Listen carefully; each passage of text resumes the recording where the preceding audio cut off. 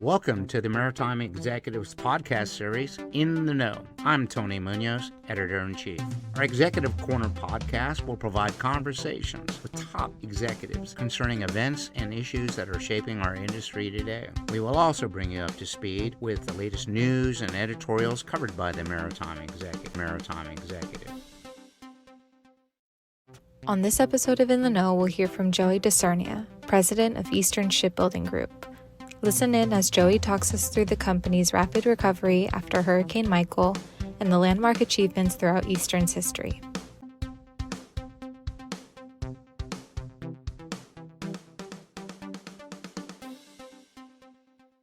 Thank you for joining us today, Joey. Tell us about your background and about becoming president. Well, first of all, I'd like to, thank you. First of all, I'd like to thank you for having me. Today. It's an honor to be on the podcast, and looking forward to a good podcast with you. So me personally, I grew up in the shipyard. I was born and raised in Panama City, Florida. I used to go to the shipyard with my father on weekends. I used to come and ride my bike in the shipyard back when you used to be able to do that kind of thing. Can't do that anymore. So very familiar with it, grew up around it, worked summers at the shipyard growing up. Graduated in 2004 with a degree in finance from Florida State University. At the time, I wasn't crazy about the opportunities that were, kind of within my reach and before me in the financial sector. So I was, kind of looking around, seeing what I could find. And my father came to me and said, "Hey, why don't you come work at the shipyard full time?" I said, well, what would I do? He said, well, you'll manage a project. And I said, whoa. Now I grew up in the shipyard, but I haven't really paid attention to it, honestly. So I don't know what I'm doing. He goes, well, you'll learn. So from that point on, I took the approach of seek to understand before being understood. And I think that went a long way with the people that I was dealing with, because I made it a point to them that I'm not here to tell you how to do your job. I'm here to get you what you need for you to be able to do your job. So, and kind of the rest is history. I became president in 2015. I worked my way up through project management. I did contracts administration, sales, estimating, touched all different aspects of the shipyard. And in 2015 became president. And, since 2018, when Hurricane Michael hit, it's been a blur, but it's been a heck of a run, and I can look forward to continuing that. So as you came through the organization, and obviously you came through and people knew who you were, and that eventually that you would probably become their boss and run the shipyard. Tell us what that was like. I mean, I understand that you rode your bike around it, and I understand that you got on some projects and things of that nature. But what was it that was most educational to you about American shipbuilding, which has always been criticized for being way too expensive and not technologically advanced, which I disagree with both. But what was your take on that? Coming into it, I think the biggest challenge for me, obviously I had some folks that supported me in my, endeavors within the company. And right off the bat, I had others that didn't like that I was there just because my name was Disternow. Mm-hmm. So, I made it a point to let them know that at the time when I was first starting at the shipyard, I absolutely knew that I was here just because my name was Disternow, and I had not earned it yet, but that I intended to.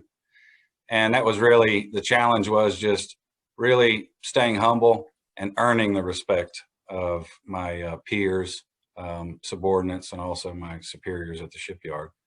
So that was, that was really probably the most challenging part of the experience. And but I hit that head on and really didn't have any issue with it because I was really here to work hard. As far as the American shipbuilding, look, in a lot of ways we taught the rest of the world how to mass produce ships. Times have changed.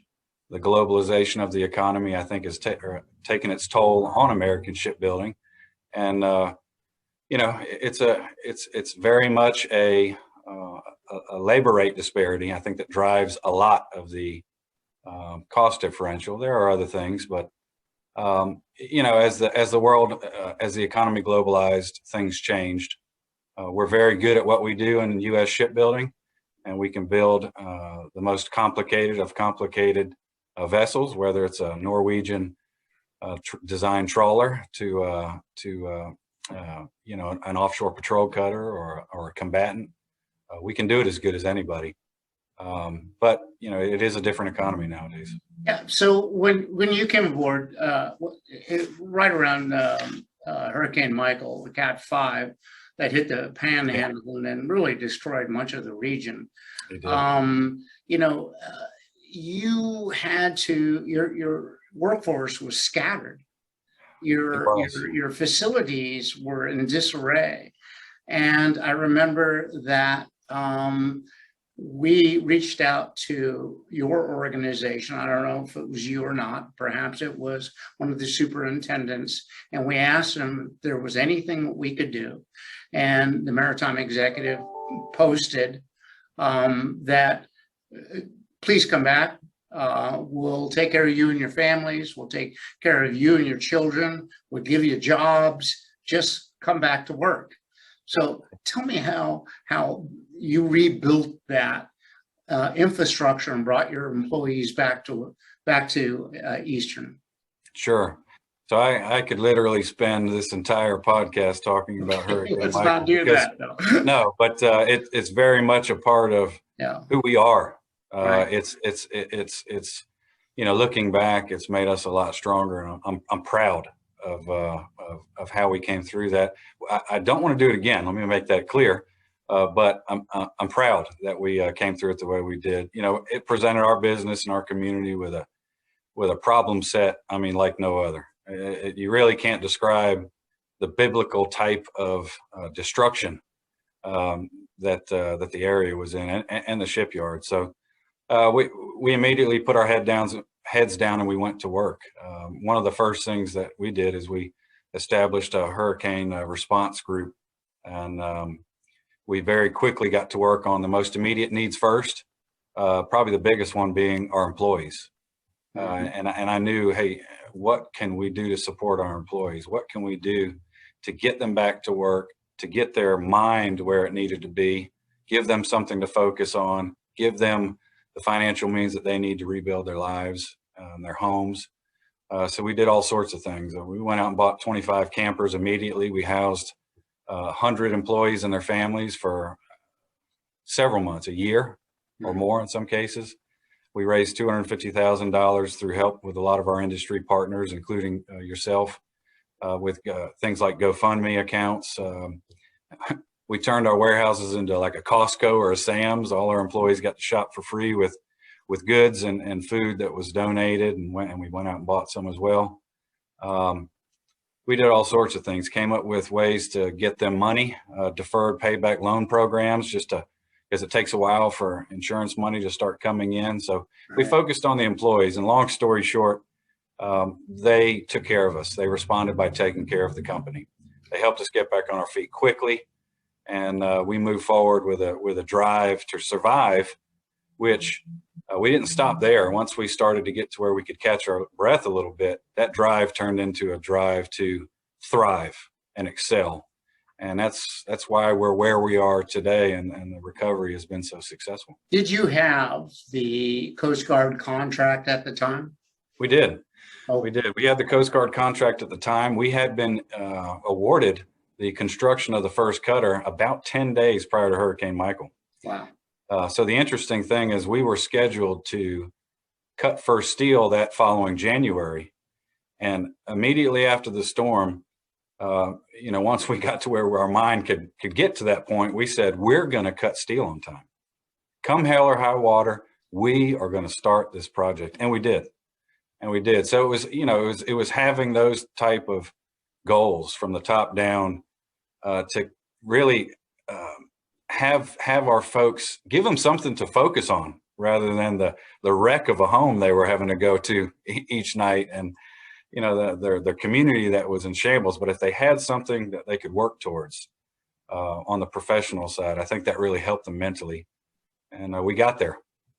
Excellent. So you have 3 yards, and tell us a little bit about them, and also tell us about the infrastructure investment that you made for the Coast Guard patrol vessels. Be glad to. We have 3 main yards. Our Nelson Street facility, we've dedicated it 100% to construction of the offshore patrol cutter. We have our Allenton yard, which has been dedicated to commercial new construction, and our newly opened Port St. Joe yard, beautiful facility, which we do all of our final outfitting, tests, and trials for commercial vessels. And we're setting it up as a repair facility. We have our new 15,000-ton dry dock designed, and we look forward to starting that construction here soon. So we dedicated the Nelson Street facility mainly so that we could have complete buy-in to the Coast Guard program, and so that we could have a shipyard dedicated to that project to where no other project was competing for those resources, whether it be cranes, people, machines, equipment. So it's worked very well. We've been able to attract over $50 million in state legislative appropriations and economic development grants, which are all being poured into the Nelson Street facility, customizing it as what I will call an OPC factory. A lot of times in shipbuilding, especially with a facility, you have to take a one-size-fits-most approach because you don't really know what it is you're going to be working on. We took the approach with the Nelson Street facility that we were going to dedicate it to a 20-plus year program. And in doing that, all of those dollars were fully leveraged in that they would have the infrastructure that we put in place, whether it be seawalls, bulkheading, a lot of dredging. We just opened our new aluminum fab and assembly hall, but maximizing those dollars to the greatest extent to where they affect the OPC project in a positive manner in relation to cost and schedule. So that's where we're at. We're well into those upgrades. We're already seeing significant impact with those upgrades, and we'll continue to see that. And today we stand at over 1,450 dedicated shipbuilders, and we've doubled our workforce since Hurricane Michael. Excellent. And where does the Coast Guard project stand today? Our progress to date has been nothing short of inspiring. We've 3 cutters under construction. The first, Argus, is approximately 70% complete. And cutter number 2, Chase, cutter number 3, Ingham, are following closely behind. We're seeing an excellent learning curve across the second and third vessels. So we're really doing well on the construction side, but what we've done equally as well is we've really proven our ability to manage a government program. And that's a big statement.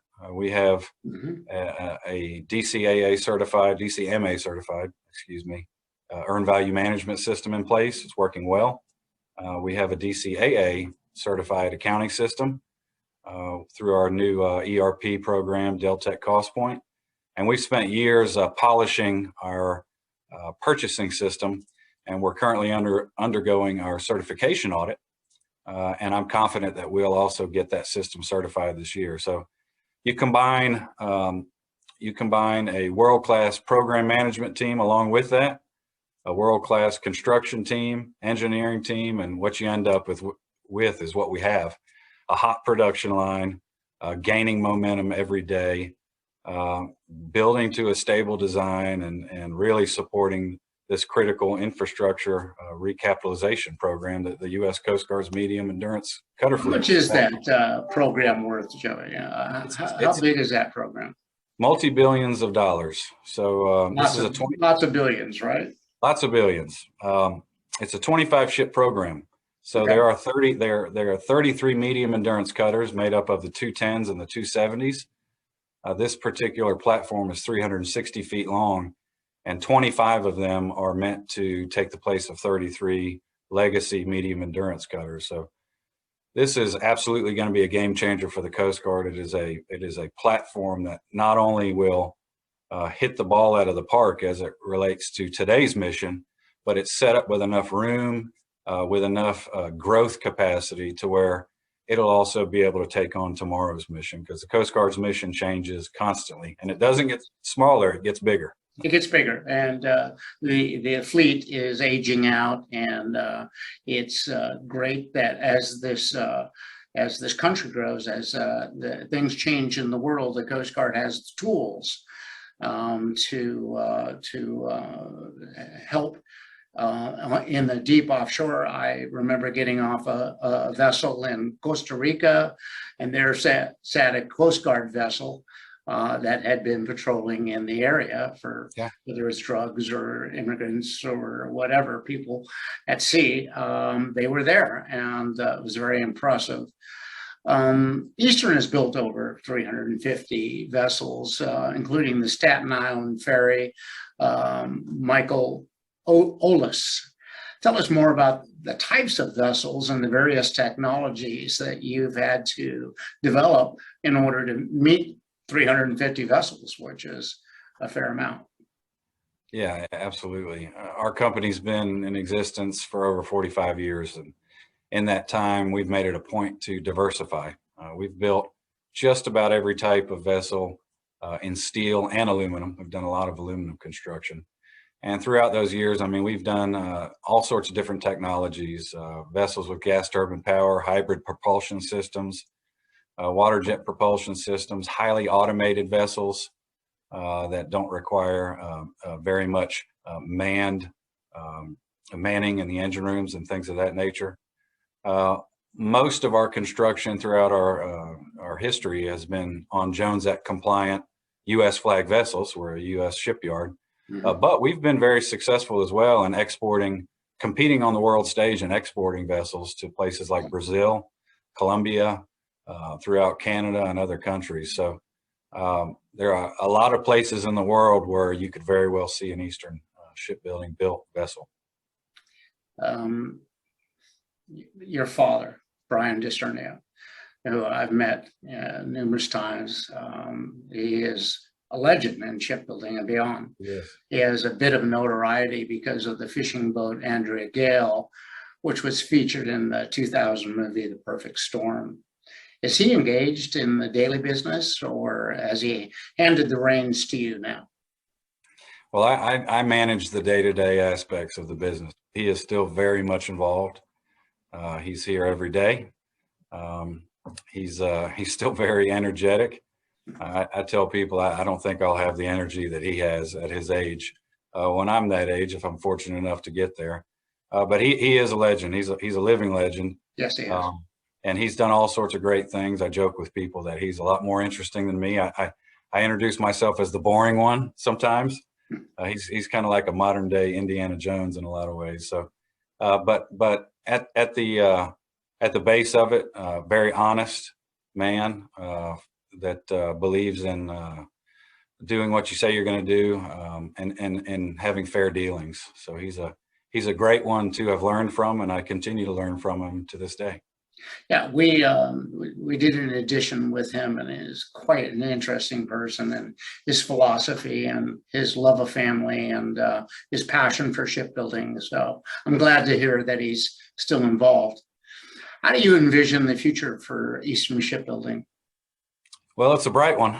I think we've got a lot of good things going for us. We've positioned ourselves well to be successful and to keep providing value to both our commercial customers that we've known for decades, and to our government customer, the Coast Guard, and other government customers that we intend to build for in the future. Ultimately, you know, the market will dictate what type and number of vessels we build, but you know, what I want to do in leading the company is to make sure that we carry on the business tradition that my father started in 1976, and he started it through hard work, dedication, and fair dealings. So I want to continue that. Those are embedded in our culture. We take care of our employees. We think of them first. We don't ask them to do anything that we wouldn't be willing to do. And and I think that's important. So I want to continue those things, and at the same time, I want to continue to make a positive impact on those that I come in contact with, and I want to make sure that our company makes a positive impact on everybody that it comes in contact with. So I think if we can keep those things close at heart while we go along through life and make our decisions, that ultimately we're going to be successful. Yeah, Eastern is an incredible model for American shipbuilding. It shows the tenacity of shipbuilding. It shows the technology that's been absorbed and built into your vessels. And we thank you very much for that. Any final thoughts? I'd just like to say I really appreciate the opportunity to be here and talk a little bit about our shipyard. I could go on for days about it because I'm proud of it. Yeah. So I'm here leading it, and I'm proud of that, and I don't take that for granted.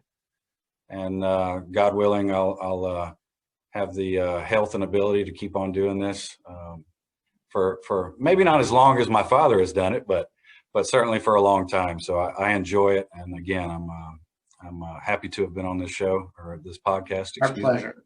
And you all do a great job. You have a well-read publication, and you're very well respected. So job well done. Thank you. And great talking to you. And we have to do this again. Anytime, Tony. All right. Just give me a shout. I'd be glad to do it again. Thanks, Joey. Thank you. Thank you for listening to In the Know, the Maritime Executive Podcast. We hope you'll join us again for our next exciting industry discussion. In the meantime, you can visit us at maritime-executive.com for top news on critical maritime issues.